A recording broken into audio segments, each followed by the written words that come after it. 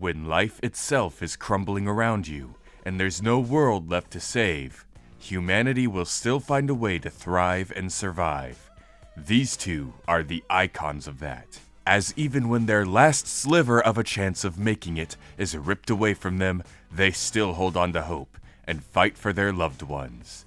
It's Rick Grimes from The Walking Dead versus Joel Miller from The Last of Us. It's our Halloween special, and according to the Discord poll, Joel will be the last man standing here. It is pretty close though, so there's gotta be a reason some people are believing in Rick. Let's dive deeper and find out.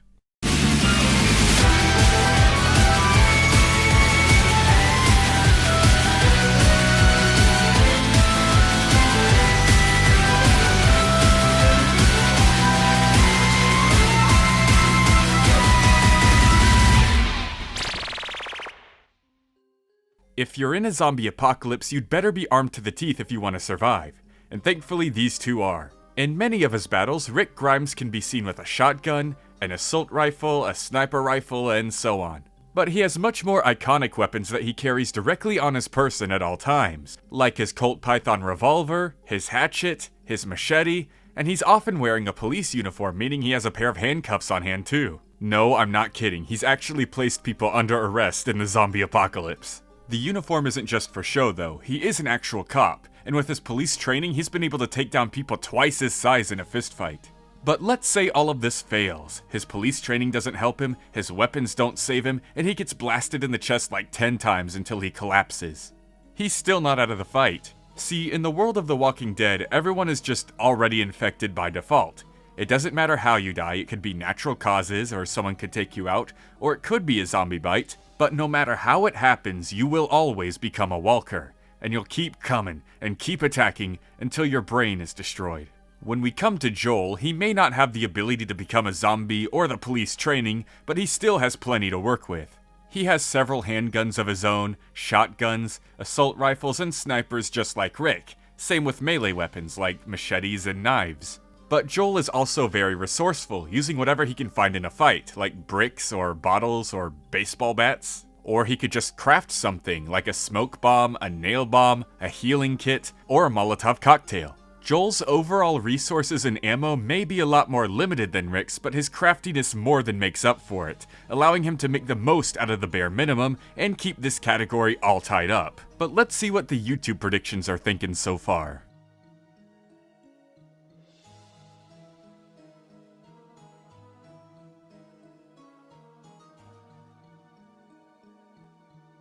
Speed is a topic that doesn't really need much explanation or looking into when it comes to these characters.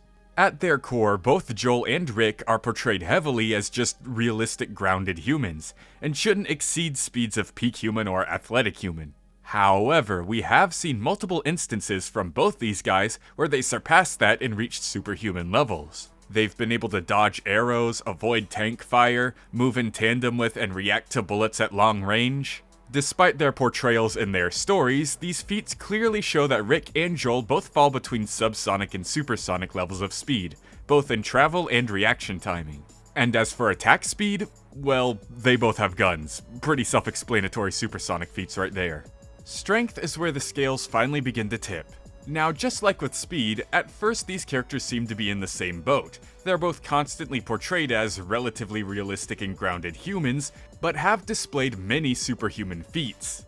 The zombies that both Rick and Joel are taking down scores of are strong enough to shatter glass, bust through walls, and smash down doors. And of course, rip humans and animals apart like they're made of paper. Rick especially is able to fight and run through fire and take multiple hits from Negan's skull-crushing bat Lucille. But he pulls even further ahead in Season 9 when he causes this massive explosion that destroys a concrete bridge. This was intended to be a selfless sacrificial move, as Rick believed he was already on the verge of death, having bled out several hours beforehand. But despite this blast, when calculated putting out 0.3 tons of TNT, enough energy to destroy an entire building, Rick was still alive and completely physically intact, no missing limbs or anything. So while the matchup has been pretty tied up so far, this instance makes it pretty clear that Rick is starting to pull ahead.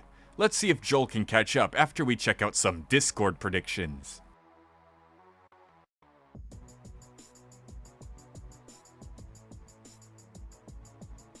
As we step into the bonus category, checking experience, skills, and all the other extra details, it seemed like a pretty easy Joel win at first glance.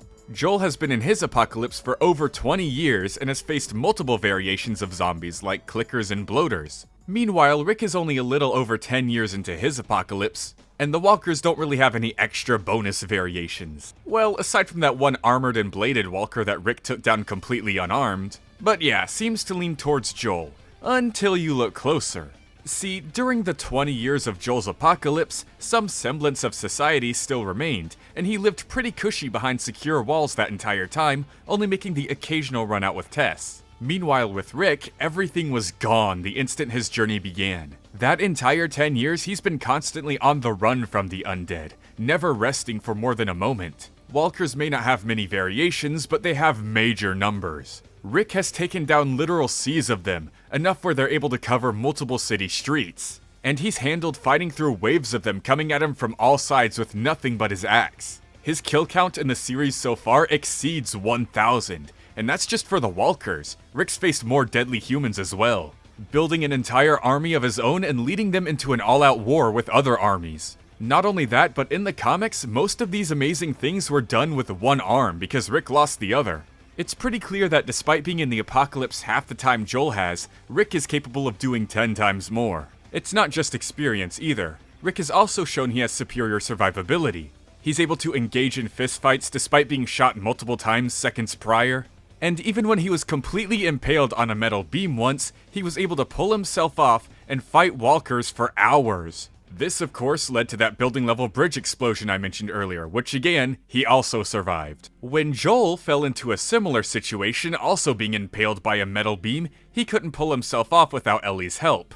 And he fell completely unconscious and bedridden for several months within minutes. At the start of this battle, it was looking pretty close, but it's become very clear that the ultimate survivor is Rick Grimes. Now, when I mentioned Rick's building level feat, all the tension of this match probably disappeared, because Joel doesn't have anything close to that. But you know what? I'm gonna play fair. Let's say that building level feat is an outlier, some plot armor moment that shouldn't be counted in a versus debate. Rick would still hold enough advantages to take the win. He can fight through more pain, survive more serious injuries. He has a lot more skill and experience condensed into a smaller amount of time. He has professional police training and marksmanship. He's even run through fire, so Joel's flamethrower wouldn't be much help either. The list just goes on. The only true advantage that Joel held was his craftiness. But with Rick being able to match his speeds, it's unlikely that Joel would be able to throw something together quick enough before Rick catches on to him. And even if Joel somehow managed to land a fatal blow on Rick and take him down, he'd still have to deal with Walker Rick as soon as a few minutes later, which he'd be completely unprepared for as he wouldn't notice any bites or other signs of infection on Rick's body during the fight. If we ran this fight over 100 times, Joel would probably score maybe 4 or 5 victories, while the rest would go to Rick. But remember, that's after we had to nerf Rick and take away his biggest feat. Joel wouldn't be making it out of this fight alive. But let me know what you guys think, and thank you for predicting in this episode. Stick around for a minute as I'll announce the next match. And you can predict the next match with a comment down below, a comment in my Discord server, voting in my Discord poll, or making a video prediction. Which you'll want to do because our next match is a super fun one, the season finale. 2 icons and pillars of Cartoon Network. That's right, it's Mordecai and Rigby from Regular Show versus Finn and Jake from Adventure Time.